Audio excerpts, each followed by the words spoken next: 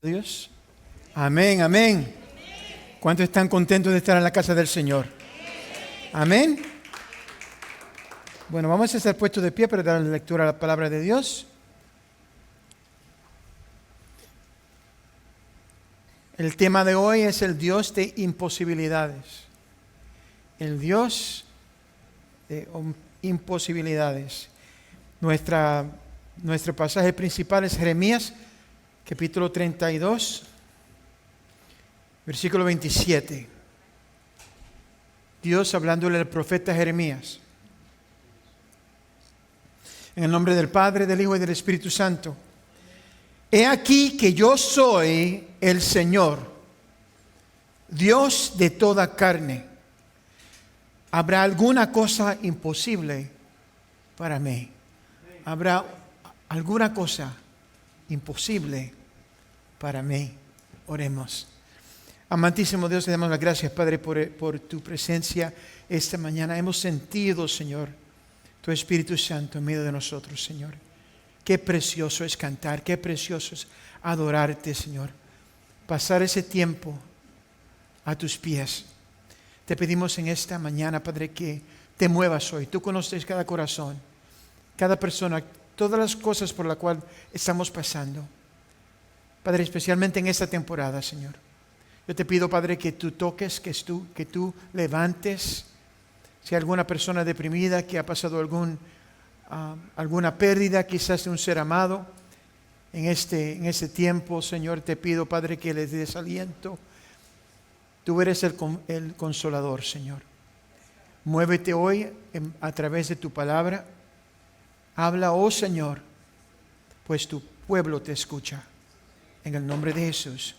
Amén. Amén. ¿Pueden sentarse, amados?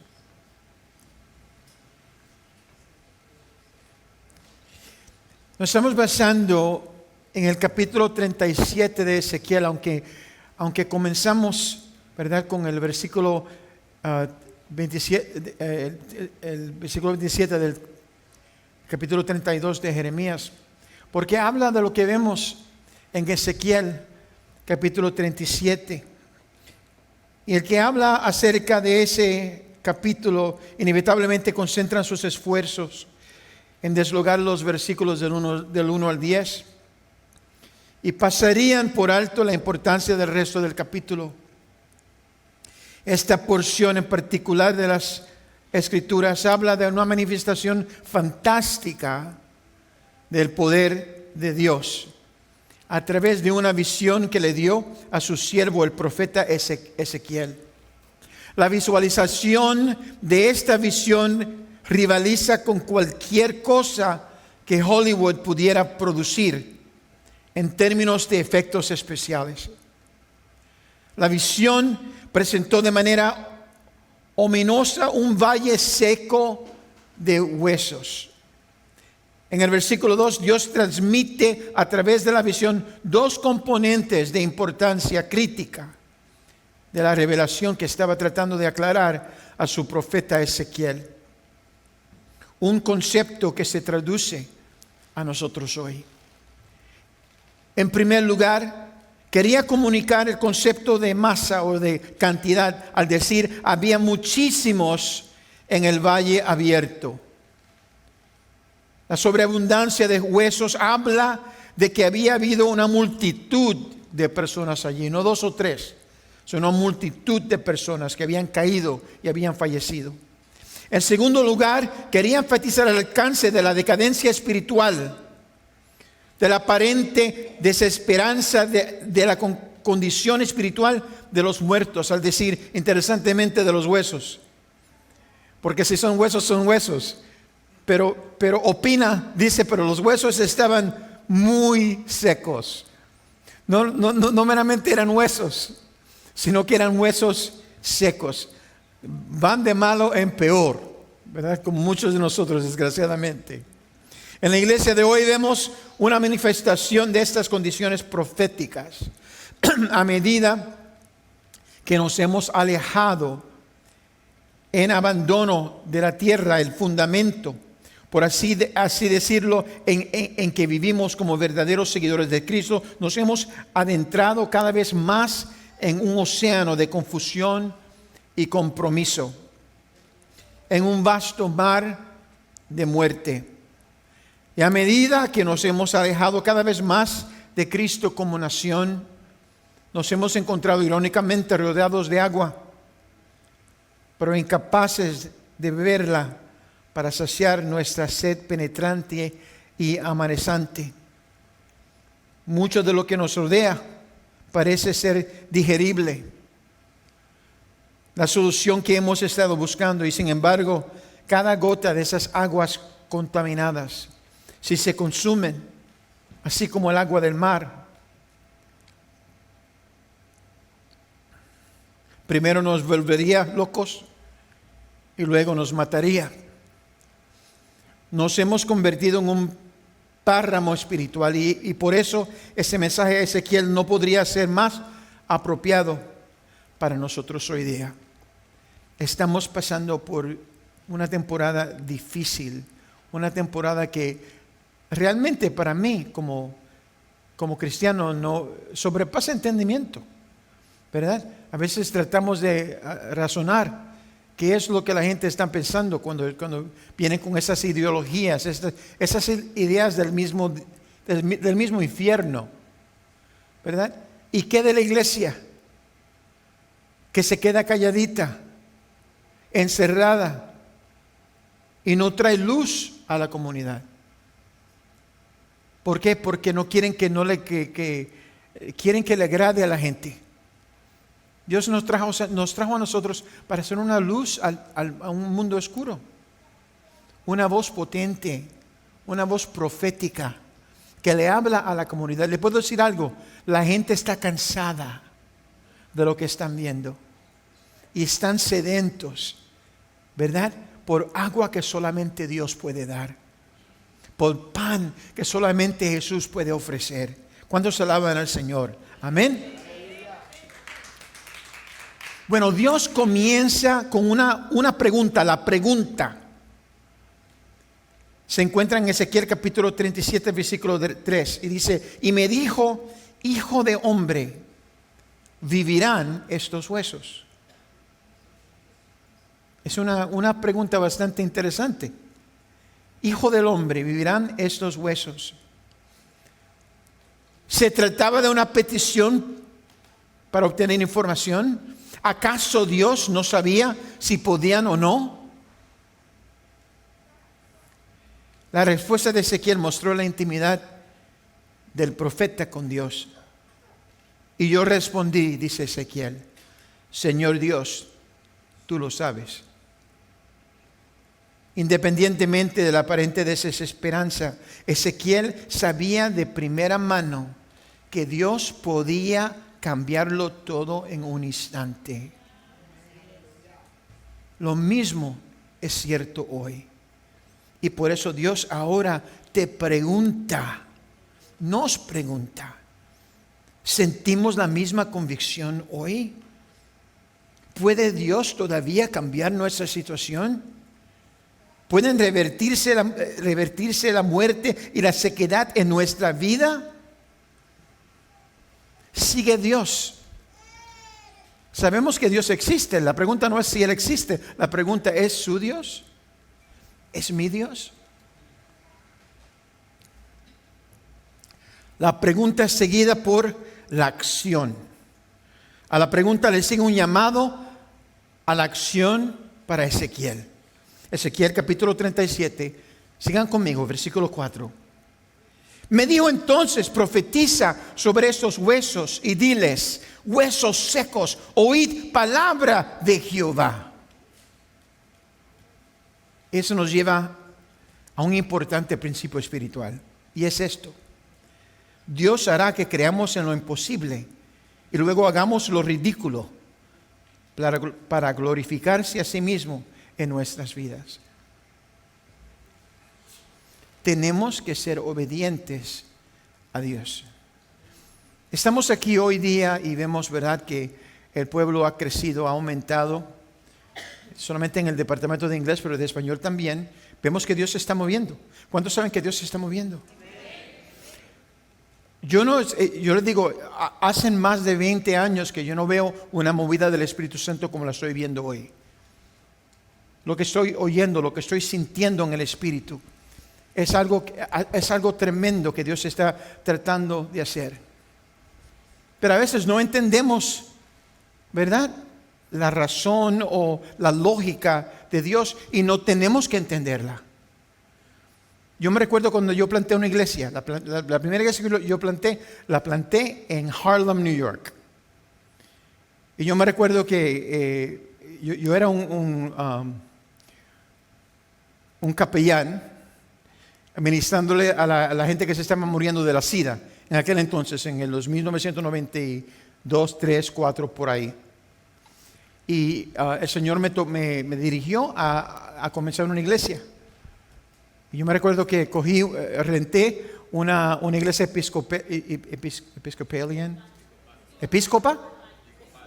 episcopal, gracias. Y el cura me dejó rentar la iglesia, la renté. Y yo me recuerdo que me conseguí unos cuantos hermanos que vinieron a ayudarme. Y salí afuera. Yo me recuerdo el primer domingo que fui a predicar, ¿verdad? Fui a predicar allí y no había nadie en la congregación. Mi esposa, ¿verdad? Y Cindy, la que está con nosotros, estaba abajo preparada para los niños, ¿verdad?, para recibir niños. No había nadie, absolutamente. Cualquiera diría, bueno, ¿qué voy a hacer? ¿Le voy a predicar a los bancos? ¿A la silla? Exactamente. Yo comencé a predicarle a las sillas vacías. ¿Le puedo decir algo? Las sillas no están vacías hoy. ¿Me están oyendo? ¿Por qué? Porque hicimos lo ridículo para la gloria de Dios. Lo ridículo para la gloria de Dios. Dios responde no a desesperación, Dios responde a la fe. Hay muchos necesitados, hay muchos desesperados. La pregunta es, ¿cuántos de nosotros estamos sedentos? ¿Cuántos de nosotros estamos buscando la presencia de Dios? Y no nos importa qué pase, no nos importa cómo afectaría nuestra reputación. Mira, ese hombre está loco, le está predicando a sillas. Pero Dios sabía que un día esas sillas se iban a llenar, que gente iban a venir. Y quizás quería que yo practique un poquito más antes de dejarme predicar a la gente. Gloria a Dios, ¿verdad? Pero tenemos, fue una experiencia, y tenemos que reconocer que Dios es así. Nos reta. De manera que muchas veces, ¿cuántos de ustedes han recibido una palabra de Dios que no entienden? No entendemos que Dios me dijo que haga esto, y uno dice, ¿pero qué voy a hacer? No tiene sentido, pero qué bonito cuando somos obedientes a Dios. Porque entonces oímos de momento lo que no sabíamos anteriormente. Nos fijamos aquí que Dios nunca responde a la pregunta. Nunca le reveló con certeza a Ezequiel que el milagro era siquiera posible. Y eso es todo el punto. No era importante. Aunque a Ezequiel le pudiera haber parecido imposible para ti y para mí, concerniente a los huesos. Esta y cualquier otra circunstancia o condición imposible en nuestras vidas nunca es imposible para Dios. Una vez que Dios le hizo la pregunta retórica al profeta Jeremías, con la cual comenzamos hoy: he aquí, yo soy el Señor Dios de toda carne. ¿Habrá alguna cosa imposible para mí? Amigo mío, con Dios, como se proclama en Mateo 19:26 y Marcos 14:36, todas las cosas son posibles. La pregunta es, ¿estamos dispuestos a creer en lo imposible y hacer lo aparentemente ridículo cuando Dios no los ordena para recibir nuestro milagro? ¿Qué hizo Dios como resultado de la obediencia de Ezequiel? Bueno, todo tipo de cosas, bastante raras. comenzando en Ezequiel 37:7. Dice el profeta: profeticé pues como se me ordenó. Son palabras muy importantes. Como se nos ordenó. Es un punto clave que hablé hace 2 semanas atrás. Necesitamos profetizar como se nos ha ordenado y no editorializar el mensaje agregando cosas para congraciarnos con los demás.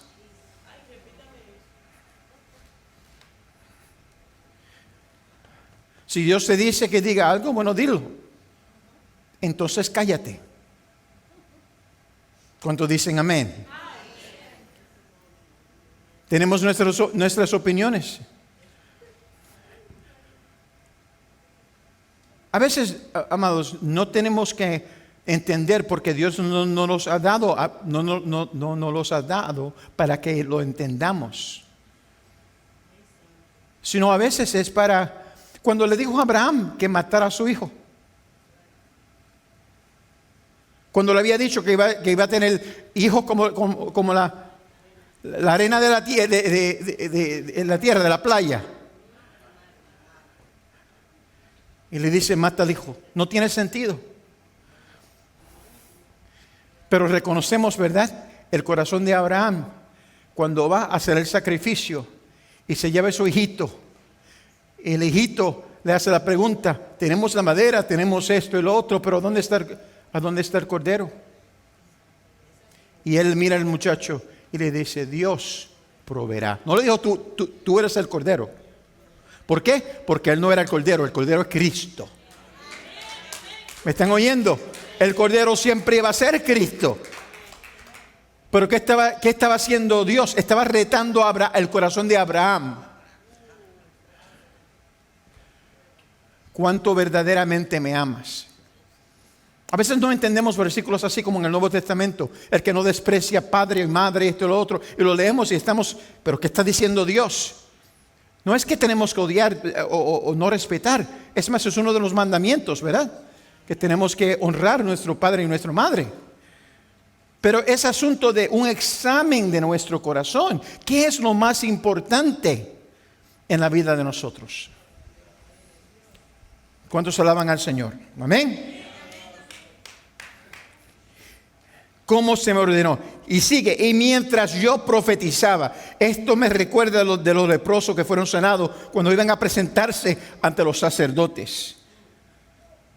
Fueron sanados antes de llegar allí simplemente porque obedecieron humildemente el mandato de Jesús. Aunque en ese caso también fue ridículo. Todo el mundo sabía que como leprosos no podían acercarse a los sacerdotes. Sin embargo, ¿qué hicieron? Ellos sabían la ley, se quedaban lejos y gritaban del otro lado.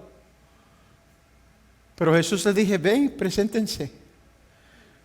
Y esos atrevidos comenzaron a caminar hacia el templo, así leprosos como están. Mira, tenemos que venir como estamos. ¿Cuántos alaban al Señor? Amén. Él nos coge como estamos. Nos hizo pescadores de hombre, no para limpiar pescado, gloria a Dios. Él se preocupa de limpiarlo. Nuestro trabajo es solamente pescarlos. Ellos comenzaron a andar hacia el templo y mientras andaban en obediencia a Dios. ¿Estás andando tú en obediencia a Dios? Mientras andaban fueron sanados. Ezequiel dice entonces, hubo un ruido y aquí un temblor audible. Me encanta la palabra en inglés, a rattling, porque me recuerda de los sonidos en Hollywood. A veces cuando uno ve huesos y los huesos dándose el uno al otro. Ese ruido de huesos. Gloria a Dios. Hubo un ruido y los huesos se juntaron, cada hueso con su hueso. Amado, le puedo decir algo. Se puede escuchar cuando Dios está haciendo algo. Se siente en el ambiente, se siente en el alma. Podemos oírlo si abrimos nuestros oídos espirituales. Elías literalmente escuchó el ruido de una fuerte lluvia en medio de la sequía, incluso antes de haber enviado a su siervo a la cima de Carmelo para mirar hacia el mar 7 veces, antes de ver una pequeña nube del tamaño de un puño humano a la distancia. Antes de eso, el profeta Elías le había dicho al rey Ahab: oigo el sonido de la abundancia de lluvia. El cristiano sabe lo que va a venir, gloria a Dios. No importa la sequera, no importa la necesidad, gloria a Dios. No importa lo malo que esté. Amados hermanos, ¿le puedo decir algo? Por ahí viene un avivamiento, por ahí viene un derramamiento del Espíritu Santo. Nuestros hijos profetizarán. Dice la palabra del Señor, por ahí viene algo grande de Dios. No sé si tú lo oyes, pero yo lo oigo. ¿Cuántos están oyendo?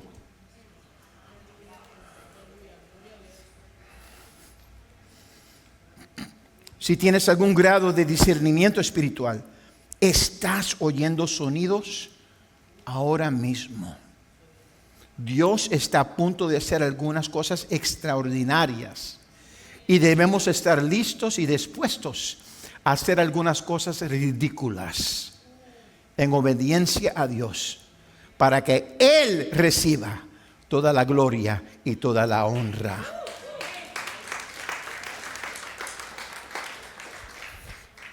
Piénsenlo. Tenían sed. 2 veces pasó. La primera vez le dice a Moisés: tienen sed. No los llevó a un río. No sacó agua de la tierra. ¿Por qué? Porque hay agua en la tierra. Hacemos un roto, un hoyo. Y si vamos suficientemente profundo, encontramos agua. Pero no. ¿Cuál es la idea de Dios? Ok, esto es lo que vamos a hacer. La gente tiene sed. Ok, Moisés, vete a esa piedra grandísima que tú ves ahí y dale con la vara. ¿Qué pensaría Moisés? ¿Quiere que toque batería en la roca? ¿Cómo que darle a la piedra?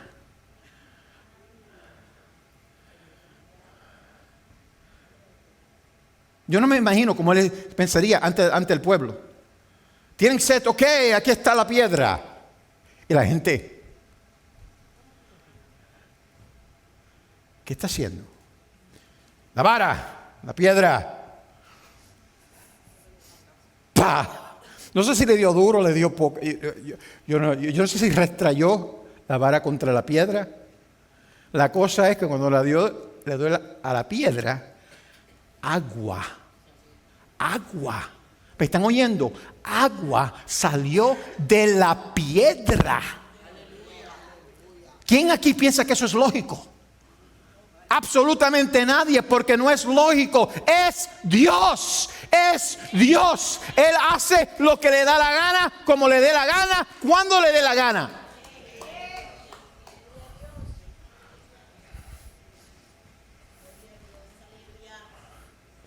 Soy Dios de toda carne. ¿Habrá algo imposible para mí? Nosotros nos preocupamos cuando estamos experimentando una situación difícil en nuestras vidas. Cuando nos dan ciertas noticias. El diablo nos quiere estremecer. ¿Cuántos han pasado por ese momento? Y no vamos a decir que no somos humanos. ¿Sí o no? Nos afecta. Definitivamente nos afecta al momento. Pero cuando comenzamos a pensar en nuestro Dios y lo grande que Él es, y lo misericordioso que Él es, y lo poderoso que Él es, sabemos esto será difícil para los hombres, pero para Dios no es nada. No es nada.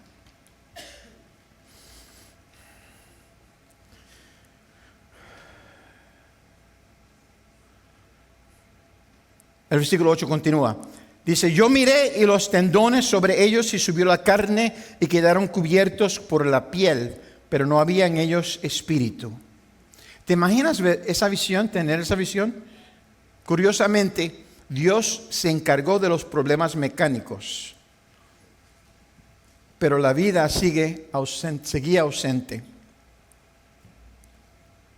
Pablo le habló a su hijo espiritual Timoteo en 2 de Timoteo capítulo 3, versículo del 1 al 7. Dice la siguiente cosa acerca de los últimos días, es decir, ahora mismo. Dice, también debes saber esto, que en los últimos días se presentarán tiempos difíciles, porque habrá hombres amantes de sí mismos y del dinero. Serán vanagloriosos, soberbios, blasfemos, desobedientes a los padres, ingratos, impíos, sin afecto natural. Es interesante, porque vemos ahora lo que están promoviendo. Afectos abnormales, implacables, calumniadores, intemperantes, crueles, aborrecedores de lo bueno, traidores, impetuosos, envanecidos y amantes de los placeres más que de Dios. Entonces dice esto interesante en versículo 5. Porque hasta ahí tenemos cierto pensamiento de quién está hablando. Pero en el versículo 5 de momento te da una pescosa. ¿Y qué dice? Tendrán apariencia de piedad, pero negarán su eficacia. Parecería que esto se refiere a personas que se presentan externamente, por lo menos, como cristianos. Las personas mundanas, los incrédulos, no serían descritos como personas que tienen apariencia de piedad. Aquí se está hablando de cristianos falsos que operan en los últimos días. Nosotros le llamamos en la iglesia donde yo me crié carnú. Los carnú. Gloria a Dios. Gente carnú que están en la iglesia. Amada, porque uno está en un garaje no lo hace un carro. A las moscas les gustan las cosas dulces. Y también las cosas muertas. Wow. Pau, gloria a Dios.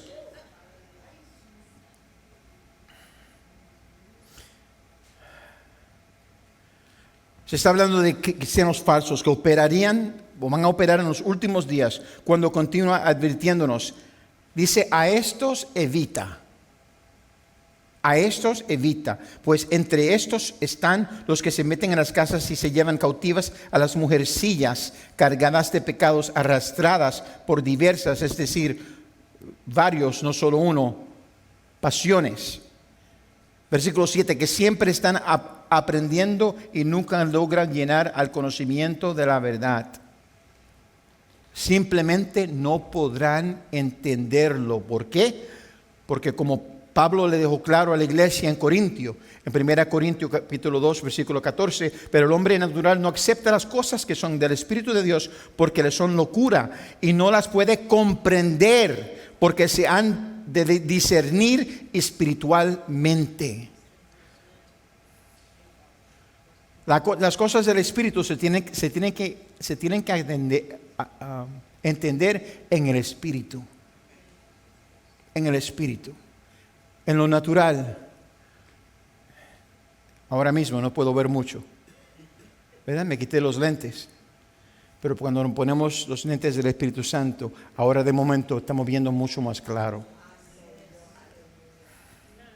Tal vez parezca que se han abordado los problemas de tu situación.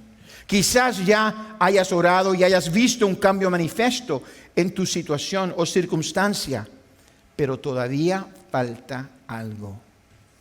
Aquí es a donde Jesús entra en la escena.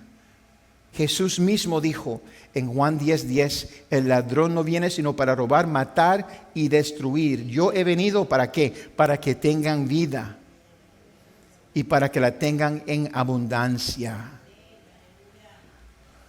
El enemigo quiere robarte lo que te pertenece, lo que Dios te ha dado. a matar la alegría, el gozo de tu vida, para que te quedes con un cuerpo espiritualmente sin vida, que existe de un día para el otro. Así como la gente vive en la miseria de un sueldo a otro, el diablo quiere que vivas de domingo a domingo. Comes una vez y luego te mueres de hambre espiritual durante el resto de la semana. Y te preguntas, ¿por qué tengo problemas espirituales? ¿Por qué no estoy creciendo?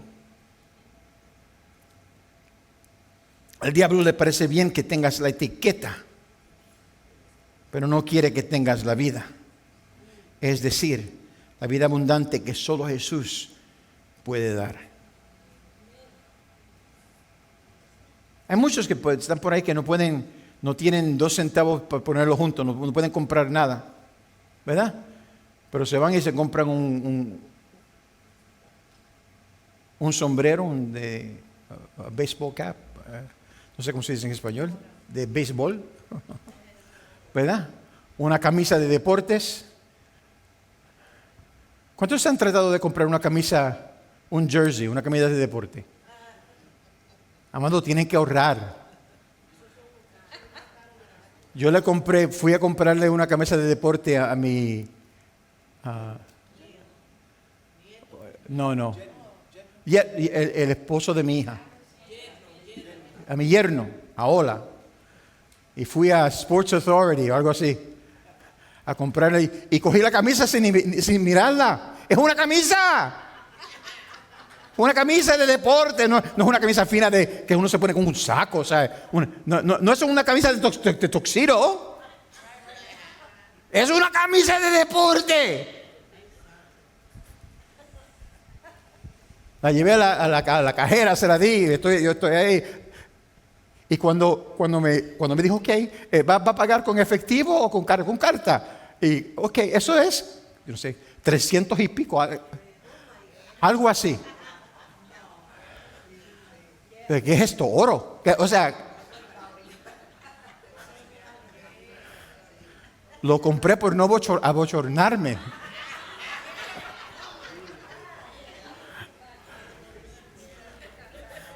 Padre Celestial.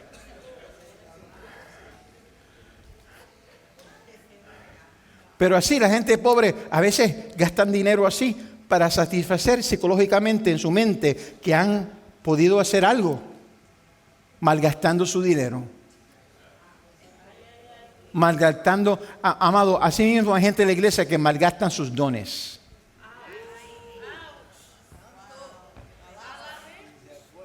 Que quieren presentarse ante la iglesia. Otra cosa, para mí, algunos de los muchachos estaban poniéndose la gorra y dejando la etiqueta. ¿Me están oyendo? ¿Cuántos han visto eso? Dejan la etiqueta. Digo, chicos, quítate la etiqueta que vas a vender. Quizás van a venderla, que es a lo mejor lo que van a hacer. Pero lo que quieren que la gente pueda ver que el sombrero que tienen puesto es original. Es original, por eso que dejé la etiqueta por si acaso, para que sepan que esto es real. Amado, no hay tal etiqueta cristiana que podamos dejar la etiqueta ahí guindando para que la gente se den cuenta que verdaderamente soy un hijo de Dios. Verdaderamente soy. ¿Qué importa el sombrero? Lo que importa es la persona, el carácter, los frutos. ¿Lo tenemos o no lo tenemos? De todos modos, solo le quedaría una tarea profética a Ezequiel. Ezequiel 37, de 9 al 10. Entonces me dijo, profetiza al Espíritu, profetiza, oh hijo del hombre, y di al Espíritu que así ha dicho el Señor Dios. Oh Espíritu, ven desde los 4 vientos y sopla sobre estos muertos para que vivan. Profeticé como me había mandado. Eso es importante. Y el Espíritu en hebreo es Ruach. Es el soplo, es el derivado del poder sustenador y creativo de Dios. Un viento recio, el respirar de Dios.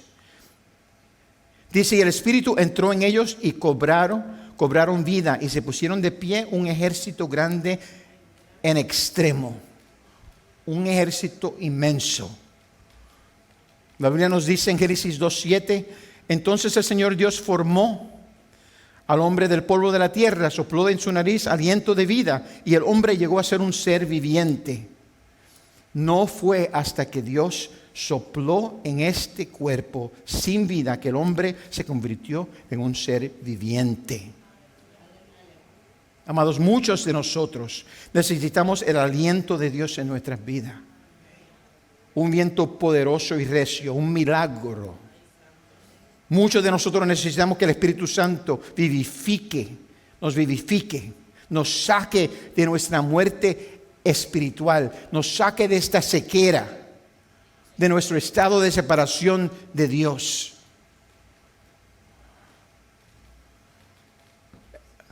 ¿Cuántos han pasado por una sequera espiritual? 2 o 3. Todos hemos pasado por eso. ¿Sabe lo importante? Que no te quedes ahí. Qué interesante, ¿verdad? Qué difícil es entender ese concepto. No te quedes, si estás ahí, no te quedes ahí. Si te caíste, levántate. En el nombre de Jesús, levántate. Levántate. No es que estoy muerto, ¿qué importa? Recibimos a un Dios que da vida, que nos rejuvenece, nos da nuevas fuerzas si esperamos en Él. Montaremos con alas como águilas, dice la palabra de Dios. Dios puede arreglar la mecánica de tu situación y de cierta manera nosotros le podemos ayudar, pero a menos que Dios no sople el ruaj en nosotros, permaneceremos sin vida. Amados, la presencia del Espíritu Santo no es una opción. O andamos en el Espíritu o no. Si andamos en el Espíritu, no vamos a complacer los deseos de la carne. Si no andamos en el Espíritu, ya ustedes saben lo que va a pasar. Punto 3, la analogía. Dios aclara entonces lo que siempre se pretendió que fuera una analogía. En el versículo 11 dice, luego me dijo, hijo de hombre, todos esos huesos son la casa de Israel. Comienza explicando que la multitud de huesos representaba toda la casa de Israel. Toda la casa de Israel. No eran algunos de ellos. El peso de la carga recae sobre todos nosotros. Cuando antes de las elecciones estaba orando, mi oración fue una oración de arrepentimiento, no culpando a otros, sino confesando nuestra parte en el lugar ridículo en la que permitimos que este país se desviara, donde los jueces de la Corte Suprema admiten que ni siquiera pueden definir lo que es una mujer. Y el pueblo de Dios se queda callado. Repitan conmigo, no más. ¿Cuántos están conmigo? Los cobardes no entran al cielo. ¿Me están oyendo? Le hacen en Apocalipsis. ¿Verdad? Los enfermos sexuales, cuánta cosa, nosotros pensamos en eso. Pero no. Dice también, los cobardes no entran.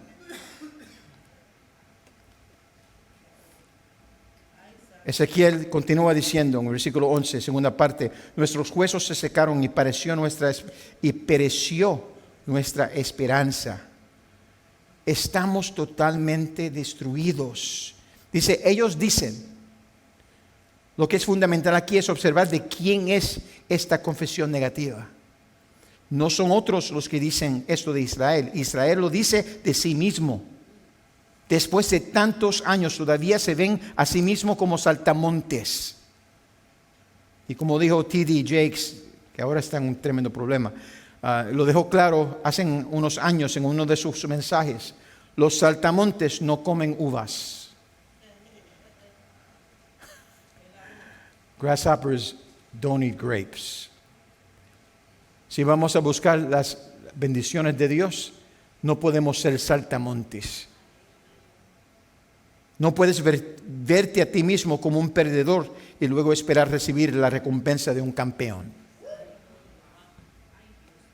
A pesar de la verdad detrás de su condición espiritual, nuestros huesos se secaron, las conclusiones a las que llegaron, y se acabó nuestra esperanza. Estamos destruidos. Son una mentira del abismo del infierno.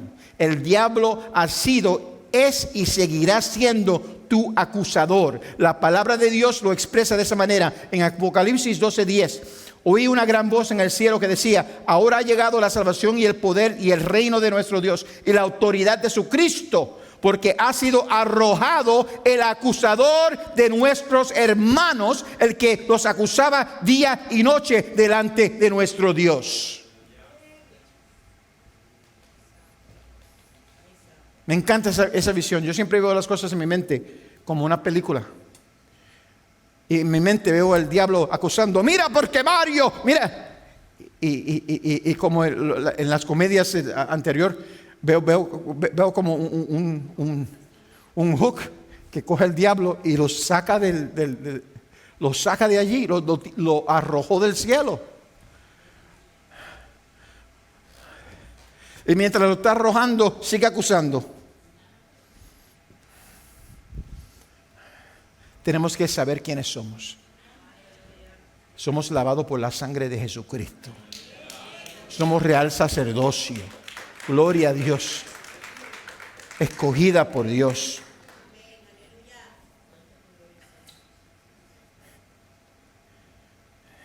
Es lo mismo que nos está diciendo hoy. Consigue en el versículo 12: por tanto profetiza y diles que así has dicho el Señor Dios. He aquí, oh pueblo mío. Me encanta. Permítanme decirle esta mañana que lo que no importa cuando se hayan desviado. Que no importa cuando se hayan desviado. No importa lo que hayan hecho. No importa si están muertos o cuánto tiempo hayan estado muertos. Pueden estar muertos, pueden estar secos, pueden haber degenerado en un montón de huesos secos en medio de un desierto espiritual, pero estoy aquí para decirle que todavía son hijos de Dios, que Él sigue siendo su Padre y que tiene el poder de sacarlos de esa tierra estéril. Él infundirá su espíritu en nuestros cuerpos y los convertirá nuevamente en seres vivientes. Eso es lo que el Señor le dice a Ezequiel. Y a ti y a mí esta mañana por extensión. Sigue en versículo 12. He aquí, oh pueblo mío, yo abriré sus sepulcros, los haré subir de sus sepulcros y los traeré a la tierra de Israel. Y sabré que yo soy el Señor cuando yo abra sus sepulcros y los haga subir de sus sepulcros. ¿Cuántas veces podemos poner la palabra sepulcro en una oración? Aquí la vemos 4 veces. 4 veces. Muerto, muerto, muerto, muerto. Pero que muerto. Me encanta. Me encanta. Muerto. A un muerto no lo podemos recomendar que se meta o que se vaya a un programa de rehabilitación, un programa para autoayudarse. No puede ir, no puede ni llenar la aplicación. ¿Por qué? Porque está muerto. muerto. ¿Sabe qué quiere decir eso? No hay nada que podemos hacer. En esa condición no hay nada que se pueda hacer.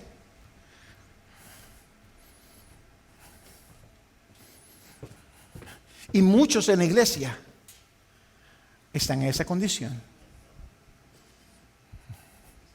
Y ese es el problema.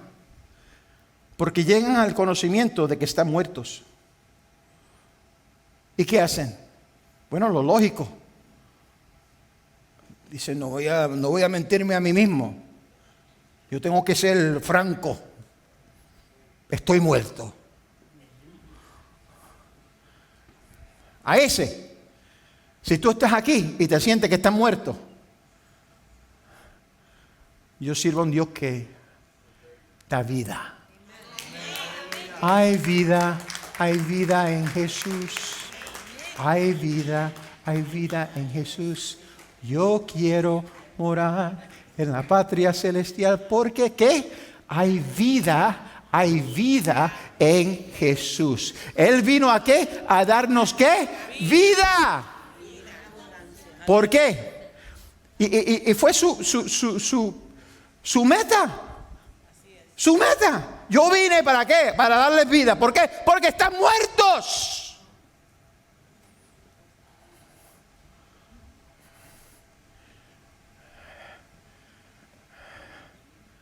Si estás muerto, en el nombre de Jesús, levántate. Pero antes de levantarte, antes de brincar por ahí, tenemos que quitarnos esa ropa que tenemos en el sepulcro. Sacaron a Lázaro y ¿qué? ¿Qué dijo Jesús? Quítenle esa ropa. Pero ¿cómo que le vamos a quitar la ropa si le quitamos eso que tiene? Está ahí muerto por 3 días. Eso va a oler. Esto no va a ser una cosa muy, muy bonita. Quítaselo. Quítate lo que te esté atando. Quítatelo en el nombre de Jesús. Deja que el Espíritu Santo quite esto y lo otro, toda la basura, toda la porquería que tenemos encima en el nombre de Jesús. ¿Por qué? Porque este cuerpo muerto va a resucitar en el nombre de Jesús. Juntamente con Él resucitamos.